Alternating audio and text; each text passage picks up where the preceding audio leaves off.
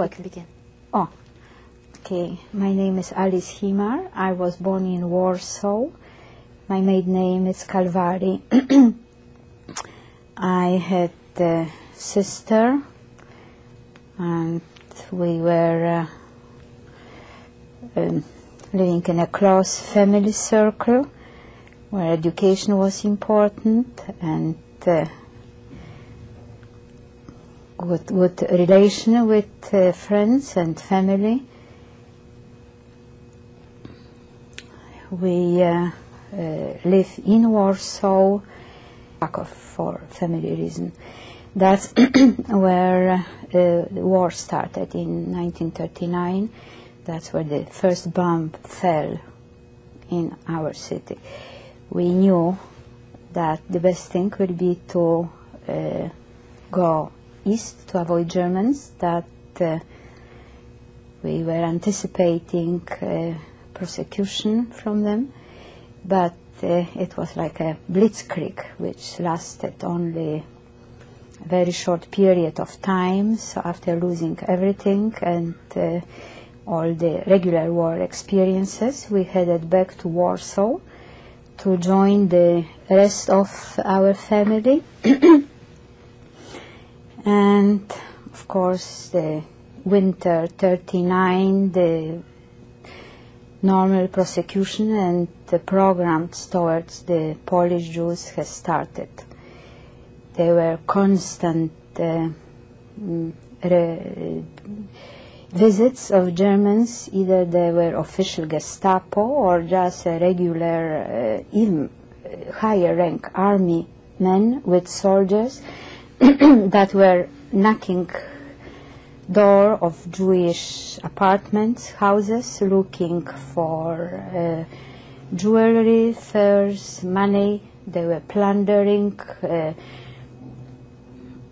scaring with their arrogance. They almost, without any special effort, they were getting out everything from you, just through plain terror. And that was the first phase of it. Another system was to move people from one quarter, from one apartment to another, to try to create panic and break morale of the people, and gaining at the same time whatever you were leaving behind you. In 40s, if I can remember, they did create a ghetto. So everybody had to live wherever their apartments were, their quarters, and move into a small area, try to get a possible apartments or whatever, the best condition you can get under the circumstances, and move within 48 hours. It wasn't easy, but somehow everybody managed. After it was tremendous adjustments, the families sometimes have to separate because there wasn't enough say room to accommodate everybody. So that was constantly chaos and panic among people. On top of it, the Germans were bringing more Jews from small surrounding villages and shtetls, towns. People frightened, broken down, some sick, and there was getting more and more crowded. So these were conditions in the ghetto. Toward the end of this year, I think they did build permanent wall surrounding the ghetto with 2 or 3 openings, gates, where were serving people going to outside labor. outside of ghetto where the forced labor. And also there was some business going through. It was a smuggling of food, which was overlooked by the German, and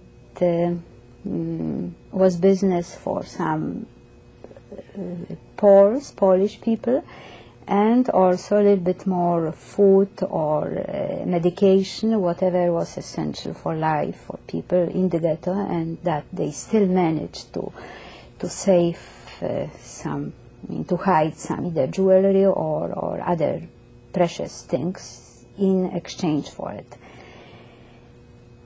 And that was a general life in ghetto. As far as we are concerned, we tried to we were young and newly married at that time. Where did you get married? We got married in 1939. Where? It was in Warsaw. That was still was open city. So at that time we did get married. And where did I start? Yeah, I wanted to give just a short history of it. Okay, so towards the end, 41, 42, we knew where we are heading. There was not much future, not much to lose, and my father died of typhoid fever, which was also one of the hazards, tragedies there.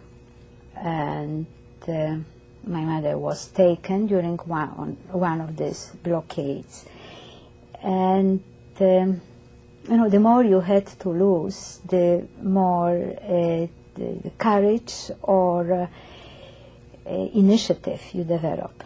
And we did decide after a certain fact in ghetto, and I will come to it later, what caused this, but we did decide to do something about our lives and escape. And we tried to contact the Polish people to prepare certain papers for us, which I have right here. That's the birth certificate, Polish birth certificates, and based on this we could get it was called Ken card, which is like how should I compare? It's your document that you are supposed to carry with you all the time, identification papers. And we did escape ghetto in toward the end of 42. My sister, my husband, and myself, and we lived in Warsaw as Poles till the end of the war. We also went over this Polish uprising in Warsaw, which was quite an experience too. But at least we were not Jews. We were at the same level as all other Poles, which I know didn't make us better or worse, but equal. And the war, after the war ended in 46, in 46 or 45, excuse me. Yes, we were in small village, suburb of Warsaw, and we were liberated by Russian there. But also the war front, the battle was almost in front of our windows. It was a little satisfaction when you saw the German soldier throwing their guns and everything and just escaping, running away. So the situation was a little bit reverse at that time too. How did it feel for you to watch the ghetto uprising as a Pole? Well, yes, that was another experience. We lived, I would say, about 10 miles away from ghetto, and we heard that the ghetto uprising was started. We couldn't show our emotions to our neighbors, and we couldn't express any of our feelings. My husband he took a streetcar and he went also to the walls of the ghetto, and he said he was saying Jewish prayers, seeing and being on the other side of it. And it was a terrible feeling. We didn't have exact information, but we saw all the time the smoke coming from ghetto from this direction. And some comments of our neighbors were, it was human reaction, pity and sympathy, and the other were in some ironic remarks that Jews with onions are burning and the smell is polluting the air. So, but we had to swallow everything because we did have the goal to survive. We were young. Did you have anybody from your family or from among your friends in the ghetto? No, because like I said, I'll come back to it later to describe how the action, how the life in ghetto started. But we were 3 young people left when we decided to leave the ghetto. Nobody out of my family. There were some friends, but we didn't know. The time when we left the ghetto, it was a very small part of it left. They were like factories and where the people work and live around it. And they were like only blocks of ghetto. There wasn't ghetto in a sense the same boundaries when it was created. It was all different already. I can't even recall this. We did escape from ghetto. Let me explain how this action was, which started from the very beginning, and as the time progressed, it was more and more violent, more cruel, and more hopeless. But there was either a block of houses or that was a factory where people work, and they came suddenly from all the sides, Germans with help of some Ukrainians or Lithuanians with vicious dogs, and they would surround the area where they wanted to get people, and they made smaller and smaller circle till they had everybody, all of us, in a small area, and then everybody has to stay in a row, and they made selection to the right and to the left. To the right, it meant we knew already that's probably going either to concentration camp or straight to the ovens or wherever. We were not quite sure, because all the times we were kept we got only from mouth to mouth, but there were no confirmed news, and we didn't know exactly. And part was left which they thought would qualify. They would need to work. They look first of all for physically strong and healthy people, and then they ask what profession, what kind of services they can render, how useful they can be to Germans. So that meant selection. We knew it's death or life for a certain time, but everybody tried to be on the left side, to still postpone the verdict. And of course there were less and less people. In one of these selections, I couldn't manage either to escape or to remain there where I was, and they sent us straight to the Umschlagplatz, which is loading Transfer point. I would say Where the transports left from, that was yes, yeah, that wasn't a regular. it was like a plaza or something. Like a plaza, but it wasn't regular. That was usually on the outskirts, where it was far away from witnesses. And they put us they loaded us straight to the trains.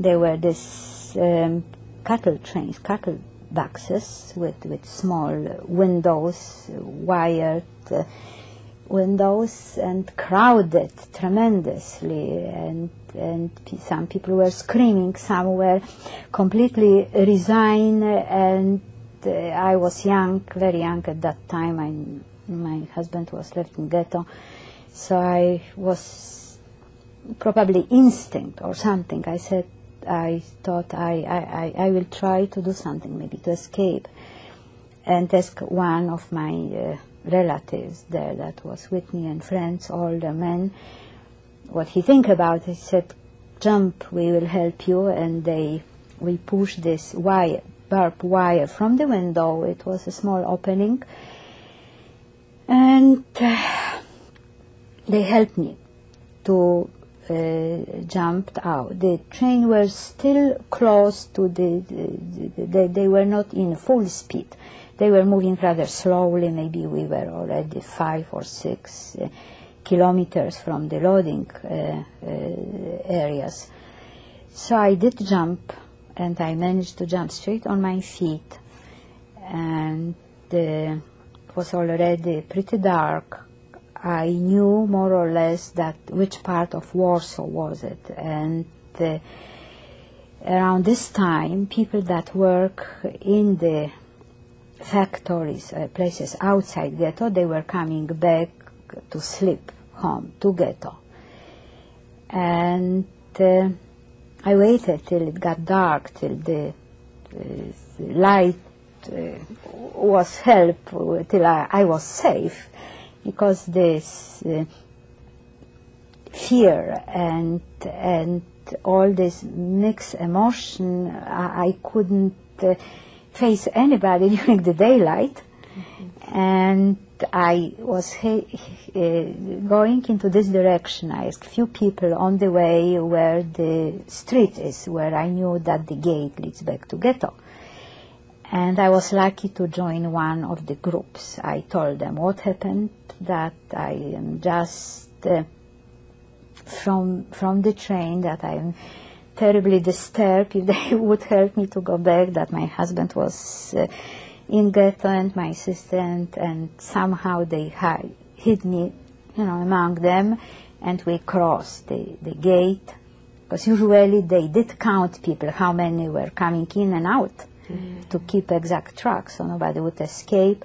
But I don't know, somehow they pushed me through. I came back, and then of course everybody thought that I was already gone for good, and my husband became almost hysterical, and so was my sister and my aunt, and then that was the breaking point, and he decided for under any circumstances or condition to get out from there. How did he make the contact, do you know? He called these people. We have known some Poles that were very patriotic, and they were working in this underground organization. And they were willing to help Jews. Some did this for money. We didn't have money. We did pay something to get these papers, which I have right here. That was the Polish birth certificate. So they had contact through the churches and through underground army, and they tried to get some Jews, young Jews, from the ghetto. some perhaps joined their army if they were welcome there, because that was another question that I wasn't sure about. But anyway, these people did help us. They helped us with buying or getting this Polish birth certificate, and also they did find a little place where we could live. We rented an apartment from somebody that was in the army, I think, and they were not able to live there. So we paid for this apartment. And there was another friend, Armenian, that ran a shoe factory for the German, and we have known them through other mutual friends. He had known that we were Jewish, and he gave work to my husband.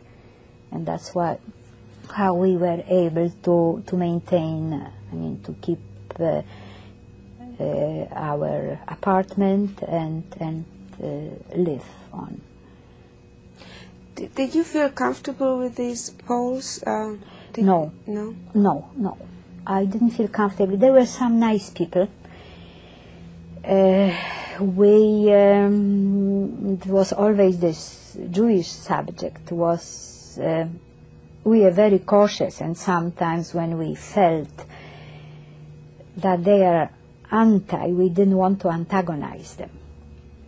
So we hate them in the bottom of our hearts, because we knew they were our enemies, but we couldn't afford to be honest with them. And some were very nice. Some were nice people, especially this family that we still keep in touch. We help them over 40 years. We sent packages and money, and we keep in touch. They were good, decent, righteous people. Before the war, did you go to a public school, and did you have non-Jewish friends? I did have non-Jewish friends. We were going to private school, and out of the class of 25, 30 people, there were maybe 4 or 5 Jewish students. We had some friends, but it wasn't very deep friendship, which would continue through the war. We didn't have, during the wars, no, we didn't have special Christian friends. No, we didn't. Now, if you like to know a little bit more about the ghetto self, I had a chance to talk to Janet the other day, and I know it made her stomach turning upside down. So they were in the ghetto, since there was the trade was going, this smuggling of foods and medication, and there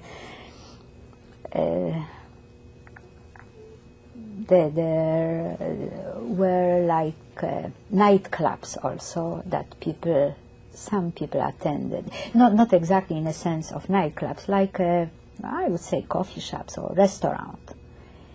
That especially people that did the business and they did have money, they were eating well and drinking and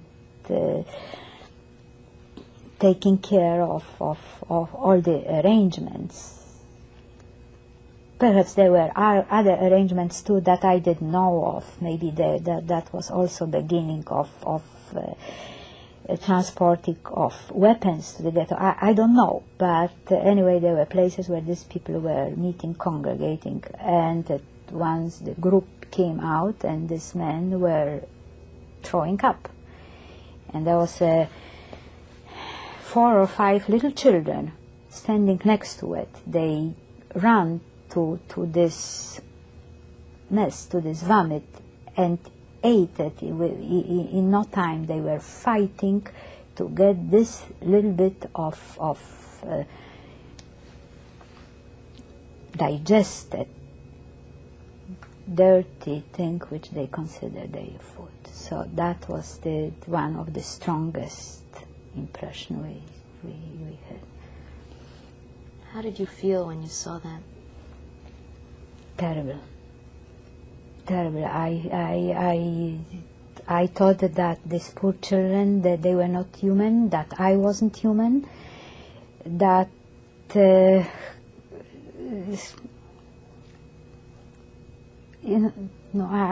can't find even now, after so many, I can't find words of expressing this.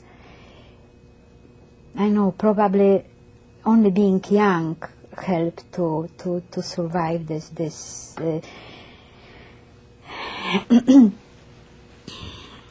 I am even now very uncomfortable, because that was subhuman condition, and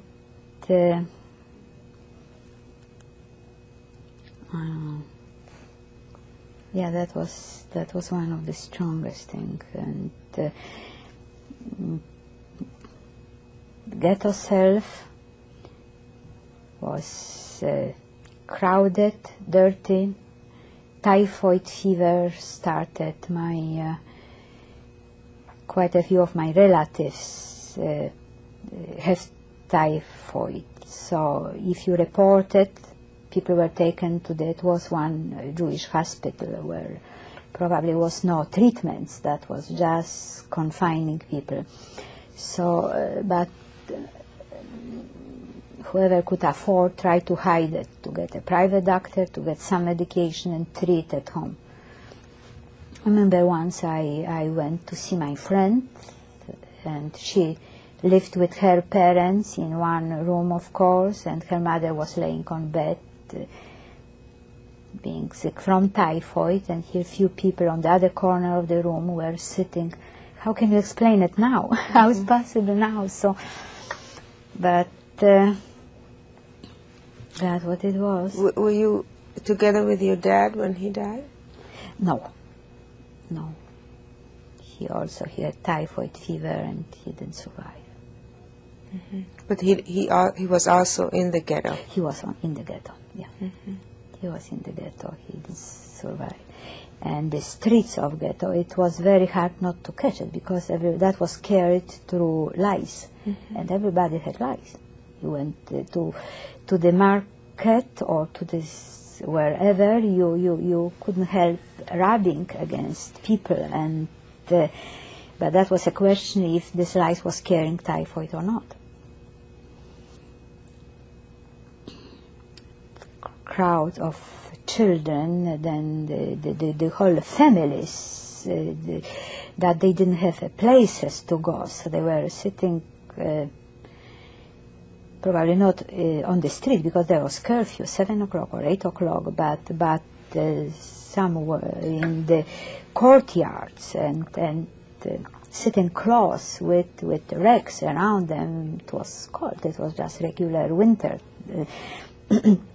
With cold weather, there were some people that lost their minds, especially in Warsaw ghetto. Was this man? His name was Rubinstein, I think. So he was running through the street and yelling "Ale gla," which means everybody's equal, and it was like a memento to the people that still have some food. That even that they are not hungry now, but they are. They have the same future that he has, that we will all go, we are all equal. So I think that everybody identify with him, we knew. We are, so that helped share some, probably he was getting a piece of bread or a bowl of soup that other people had more than him. And these poor children that were coming regularly, knocking at your door, and you saw that the children, week after week, they're skinnier and skinnier. And it was hopeless, and still we couldn't do anything. You think about that these days sometimes?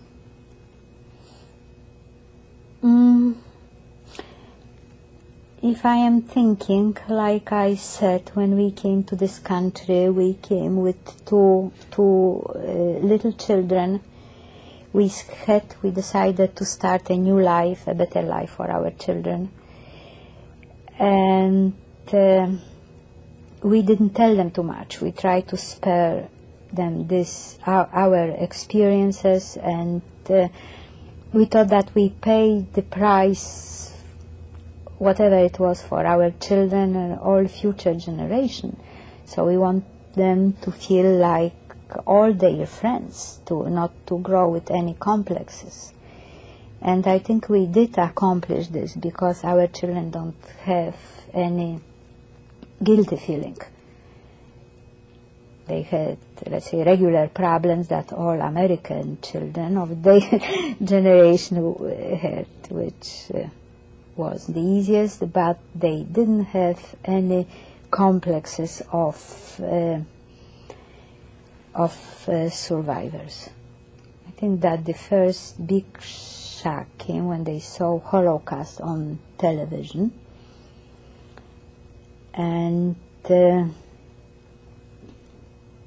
ask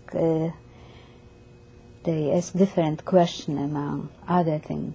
Why did you let this happen? Why didn't you fight? Why didn't you do anything about it? It was at the moment embarrassing question, because we didn't do anything, but we couldn't. First of all, we didn't know exactly what was happening outside to these people that were taken from ghetto. We had some hints, but we didn't know for sure. We didn't have any weapons, and beside this, the German policy was to keep people all the time occupied with themselves. That's why they were moving us from one place to another. They were creating terror, the dehumanization of people, that survival was really the strongest, that was the only instinct that was left. So I don't know if that's a justified answer now, but I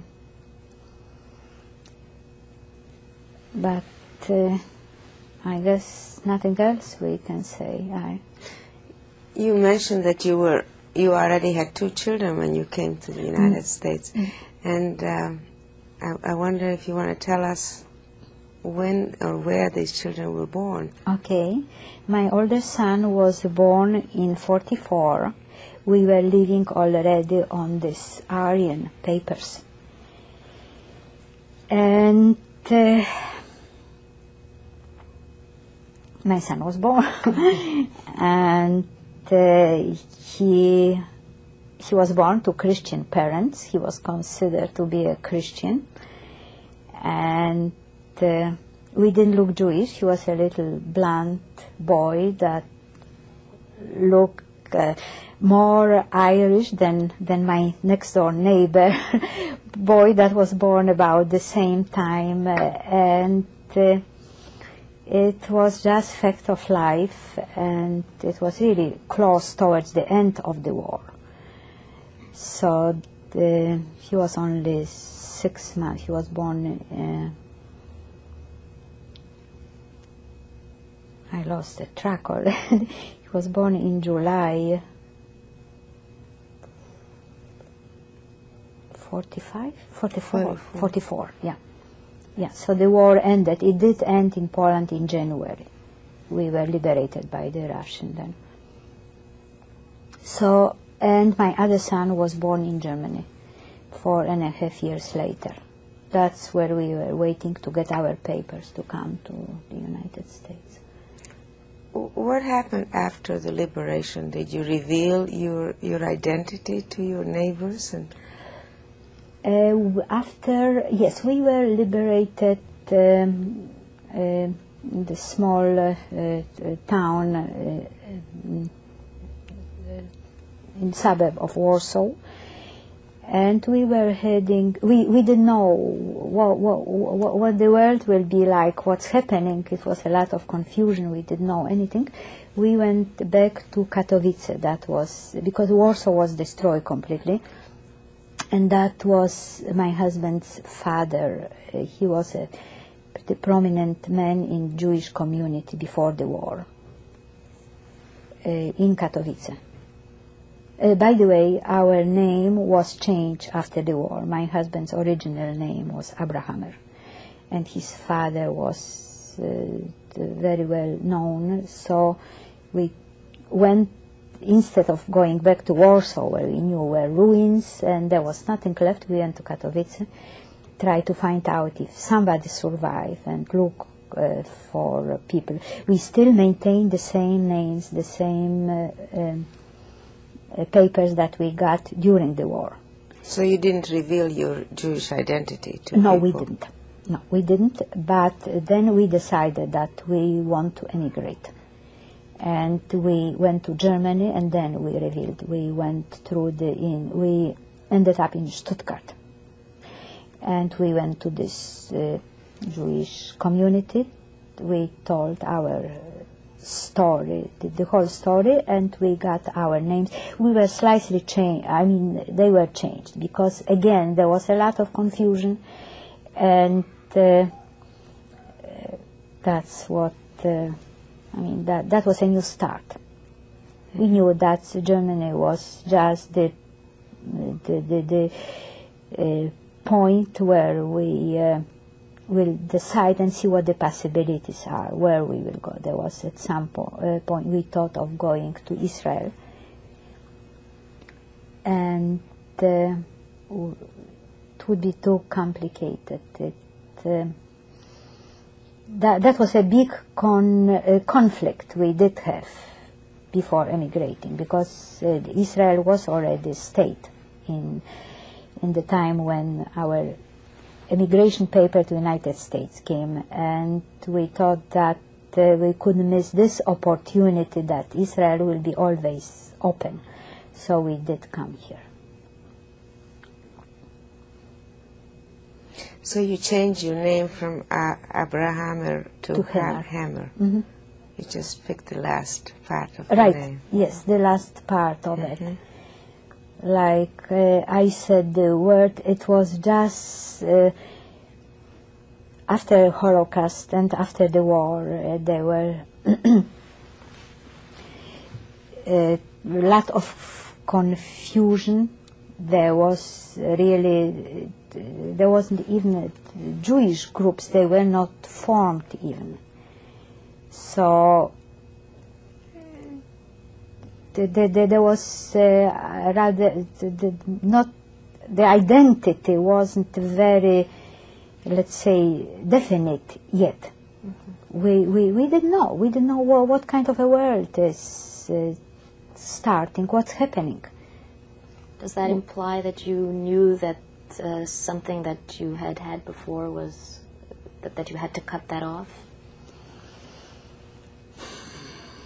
We knew that the war, or you mean our family identity, or just inside yourselves? Oh no, that was what kept us alive. Wherever we went, we were looking for our either members of family or our friends or our people. There was no question of identity. We didn't know, let's say, how what the life is, what everything is all about. We didn't know. Mm-hmm. We didn't know what kind of experience did you have when you got to the United States? What kind of experience? Mm-hmm. It was overwhelming. I mean, there was a time still in Germany where we lived, which was fairly quiet, where we could somehow mentally and physically, because mentally, no, we didn't like them, we resented them.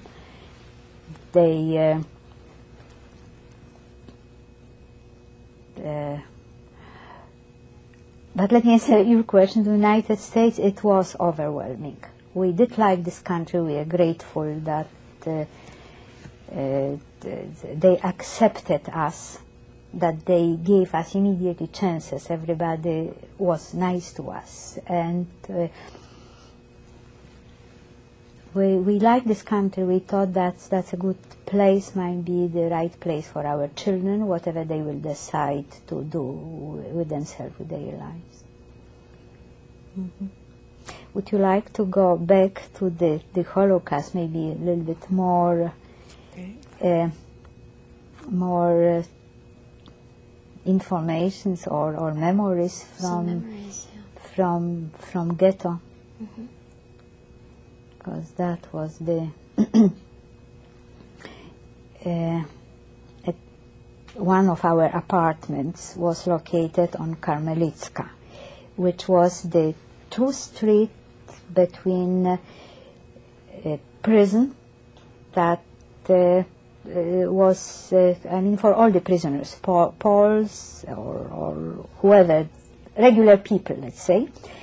And that was every day these German guards were driving through this street to the Paviak. That was this political prison. And that was a horror time, because while they were driving, they were shooting from the car. They were shooting at the people that happened to be on the street. They were shooting to the windows or balcony.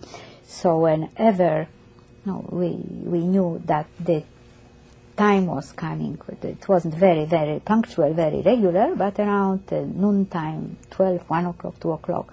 So that was a panic of the street. Everybody tried to push through each other through the door and get inside the houses and hide inside. And there wasn't a day that there wouldn't be 10, 12 victims. Just a fun ride. Just blindly shooting whoever was there, breaking the windows and creating panic. And of course that was the fun of the day.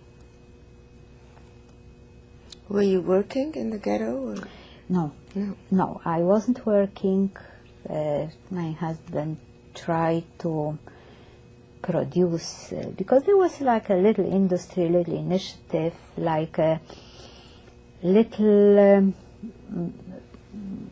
burning place where with little wood and coal you could cook your meals. So he did make a little money selling this, because that was an inexpensive and practical item that was stored. And then it wasn't too expensive life. There was not too much to buy. We did have some money still from before. We did have some jewelry and little clothes, because we still managed to keep the things we had, and we were exchanging this for food, and you didn't need too much money.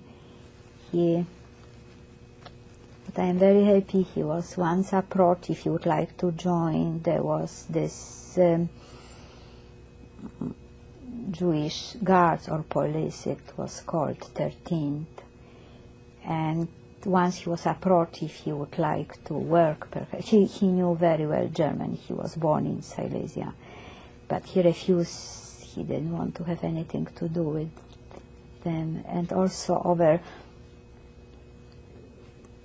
next periods of our life, what I am very proud and very happy, we didn't have the slightest contacts or not. We didn't do anything, let's say, to fight them, but there were not the slightest connection that we would be ashamed of, and that's what we always telling our children with pride. He was working towards the end of the ghetto, yes, because that was survival. So he was with the group that was going to work outside the ghetto for. They were repairing trucks, I think. Trucks for the Luftwaffe, for in connection with the Air Force outside the ghetto. So, and for a while, yes, I was going out to. There were few women allowed, so we managed to get into this camp there. So, yes. Oh, that's another. They are just like flashes, bring me every morning. We had around 5 o'clock in the morning to go congregate on a in one place, and then they would put us in order and count 10 times, 20 times, I don't know how many times, to make sure that the same amount goes out and comes back. And they were taking us through Warsaw. I know, maybe that was 4 or 5 miles. I know it was far to this place, and here already tired and with lack of sleep and hungry, we were walking, and this beautiful city still undestroyed. Flowers in the windows, and so women talking to each other through the windows, and here we are walking to go for the whole day of work, and we had to peel rotten potatoes there, or clean the bathrooms, or whatever the dirtiest jobs. And here you saw just next door, it's like a normal, half-normal life. And again, you couldn't figure out what is it all about. And on the way back to ghetto, we always try to take things to exchange, like clothes, or whoever had any exchange. So that was either our own or our neighbors, friends. So on the way back to ghetto, the Poles knew already that Jews are going back to ghetto, and that's a little trade. So for bread or eggs or piece of meat or something. So we were given like few minutes to do this business, do this trade, and we are going back to ghetto. And every night you didn't know who will be there, who is left, what happened during the day. Because these people were constantly taking into, I mean, they were exposed all the time. Either that was voluntary action or a plan to take, to get rid of some people, either if they had a room on the train or the room in the death chambers or wherever. So now let me tell another experience. That was unusual time for this action, because it was already after darkness. And again, this blockade of our block. And everybody, some people, I don't know, it was a group of people, and we were taken straight to the train again. And then my husband asked them, he begged this German to save me. He said, I will go, just let her go back. And he hit him with a gun in his neck. He still has very sore spot here since that time. And I don't know if that was just like a flash of human feelings or something. And he said, go to hell, and, let us go back. And so that was another, like a miracle, because again, we were facing the death was here, was 1 inch away from you, and we came again back to the family and this reunion, this emotion, this when you when you thought that this person is gone, and then he comes again. They were tremendous emotion, and you live through and through, and some people didn't live didn't live even to this moment that I am in now, and I am grateful that I have this opportunity to tell my experiences, or me being a witness to this, what happened. And when we hear now the voices that was either exaggerated or fabricated, that's the biggest injustice to the history self and to the people that fell the victim of the Holocaust, and memories of our relatives and friends and everybody that perished. So, would you like to share with us your documents? yes, that is, we did. Yes, in order to get Polish-Irish papers, we have to get the documents. So that's a birth or certificate, which is original, that comes from archives of church. That was a dead person. And I got her birth certificate. And then we have another, which is fabricated marriage certificate. And I got to my husband. And here is original document. It's called Kenkarte, which was the only legal document. I had to go to the, I don't remember which office, if that was a German quarters or Polish, but to get original document with my picture, with my signature, but based on the two one which were, I mean, one is original and the other is fabricated, but that was a base to get my own original document. That we were supposed to carry with us all the time. That was the most precious thing, because if somebody officially stopped you on the streets, which happened very often, that was the first question: what are your documents? And this Kenkarte was your identification that you are allowed to live, be there.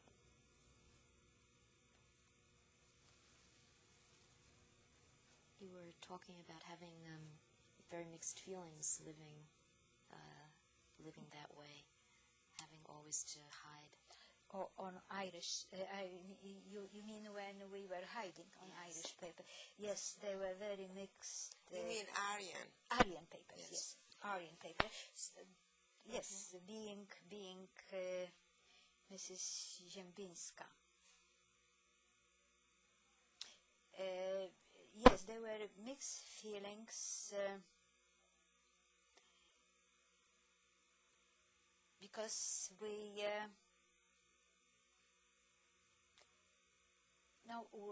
when we were escaping the ghetto, and this person that helped us arrange it, she gave one very good advice that was going all the time to our mind, not to ask any questions and not to be surprised at anything. So we knew that we have to live, our life was based on this condition, because otherwise even a question could be very, very dangerous. So we were very much closed in ourselves. We were concerned with whatever whatever else is happening in the ghetto. So that was our real life. And then we did have to socialize with other people, not to create, let's say, real, not to be suspected, yes, of anything. So that was a role that you are playing, probably like playing on the stage or something. So we try to do this right. Because sometimes with the smallest remarks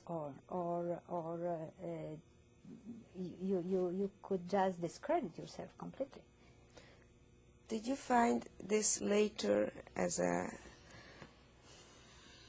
very frightening experience for you later on when you were with the Germans or even with the Poles? Mm-hmm. Did you feel like you were always watched, or that you would be discovered, that something is... No, we were, let's say, in a physical sense, it was, we did have much more comfort, but it was isolation from our people. Then we were in a group, you don't have to control yourself so much. You don't have to think. We were part of the group. It was much more comfortable feeling, and also certain solidarity, what happened to all of us. We were part of it. Here we were individual. We felt sorry for, at that time we did feel guilty that we are alive and others are dying. And that was a very unpleasant feeling, because it was an instinct, self-preservation, but we felt in our hearts, we were Jewish, we were part of these people in ghetto, in this concentration camp, not our families, they were gone, but they were our people, and here we are here to just to preserve our lives, and since we decided this, we try to do this right. But that was much more difficult. It was mentally, it was very difficult. Yeah. We have just a very few more minutes. I was wondering if there's anything else that occurs to you that you'd like to talk about.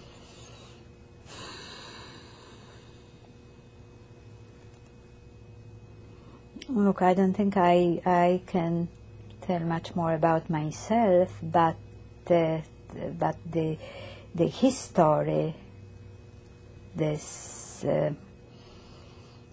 ghetto comes again and again, because this Aryan papers, the life that was our personal life, but it has the ghetto. It's much more meaningful for this report, I think, and the streets of ghetto. This is undescribable. The crowds of people pushing and going in all directions, and dying people, along the walls. People that were fainting on the streets. People that were, you saw sometimes people dying on the street, and others would take their coats or their shoes, and nobody was surprised. It was a way of life, and one fact comes to my mind. It was my far relative. It was my cousin, and I knew she lost her husband, and she was left with 4 children. And I saw her one day. She was begging. She was going from one store. They were little shops, little store. She was going from one store to another store begging, getting here a piece of bread or a piece of, I don't know, whatever, vegetable or something. This sounds like another wonderful thing to talk about, but we have to stop now because we're limited by the tape. So, well, thank you very much, and I am really, again, I am grateful for this opportunity. If this is a very little contribution, I am glad I had a chance. I certainly don't think it's a little. Thank you. Thank you very much.